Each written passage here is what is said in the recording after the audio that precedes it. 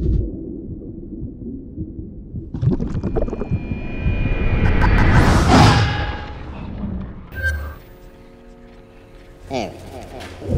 Can you speak? First, I'm going to ask you some simple control questions. Can you tell me your name?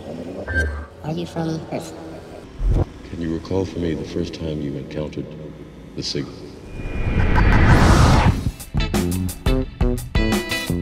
Hi, welcome to another episode of FCKL, where today we will be reviewing a movie called The Signal. This movie, I think, might have just completed its run in the cinemas here, but it has been released quite some time already. It's done its rounds all around the world, and it's only now, it's past few weeks. Apparently, it was first showed at the Sundance Festival, right? Okay. Created a bit of a buzz. I got to know about it a couple of months back when the tech websites talked about it. Saw the trailer. The trailer looked good. And it had Lawrence Fishburne. I mean, he ends up in a lot of crap movies, but I'm sort of drawn to his movies, although most of it is crap. Well, I think Lawrence Fishburne is probably poised to take over from Morgan Freeman. Yeah. In playing, parts in science fiction movies where they just throw their performances in. Yeah, and he'll be the Basil exposition role, yeah, explaining what's going on. Dr. Wallace Damon, I'm heading up the transition team that's going to help you, help all of us understand exactly what you've been through. What are you talking about? But I've always liked Lawrence Fishburne since the days where he was opposite Alan Barkin. It could be due to the fact that I liked Alan Barkin then, that Lawrence Fishburne became sort of synonymous with. Well, to me, it's Morpheus, isn't it, really? Yeah. Overblown, over the top. Man. Yeah. Okay, so the movie. Another low-budget movie. Science fiction. It comes in the vein of the last low-budget science fiction movie that we did. The Machine. I think this one had a bit more money than The Machine. Yeah, but they're both so low budget, yep, that they only had something. They can't afford anything else. They can't afford anything else. So, relatively enjoyable, not too long. Things that I liked about the movie, I like the atmosphere, I like the set pieces. I didn't quite enjoy the whole thing and the reveal at the end, because I thought it was signposted quite obvious, fairly obvious.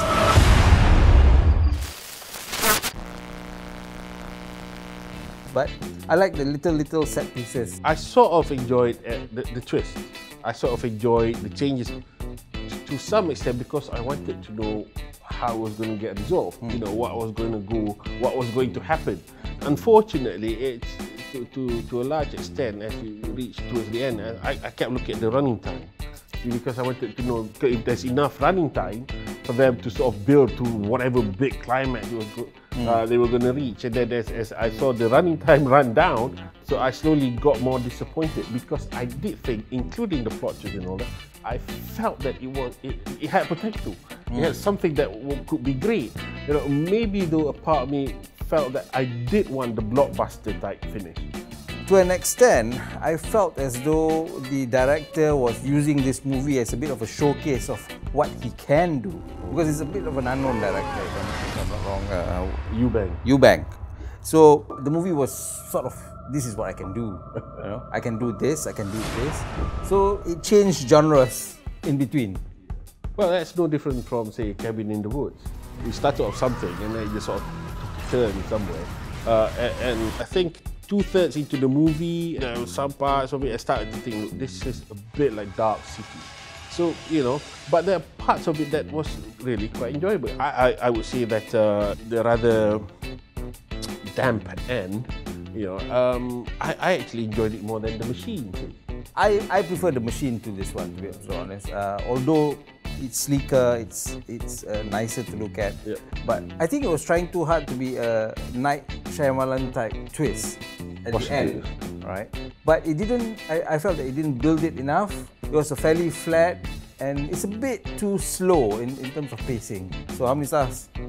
Out of 5, I'll give it a 3. I think it's worth watching if you don't have your expectations set too high. I think the science fiction elements are quite good. the special effects, the acting. Very good performances by this relatively unknown actors. I mean, special mention to the female lead, which is this woman by the name of Olivia Cooke. Yes, very nice to look at. Very nice to look at. I mean, she is the adult version of Chloe Moretz. So you can look at her without the guilt. Yeah. I give it a 2. I think 3 is a bit generous for it. Not because I disliked it. They did quite well with special effects. It wasn't tacky, seamless. Quite seamless, yeah. It looks like sort of it belongs. So that's why it's a showcase. This is what I can do. I can do special effects, I can do slow motion kung fu kicks, but I thought it was a bit disjointed. The pace was a bit too slow for me. For me, at best, a 2-star movie. So, if you have any suggestions as to movies that need the Fakal treatment, you can suggest it on our YouTube page or Inside My.TV Facebook page. Yes, not to say that we'll actually review whatever you suggest. Or whether we'll read it in the first place, but you're welcome to write anything you want, right? Right, yep. Okay. Thanks. We could have a picnic.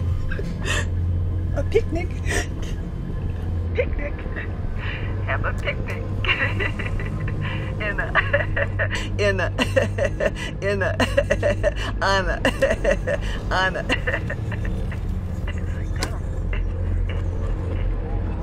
I'm coming to get you.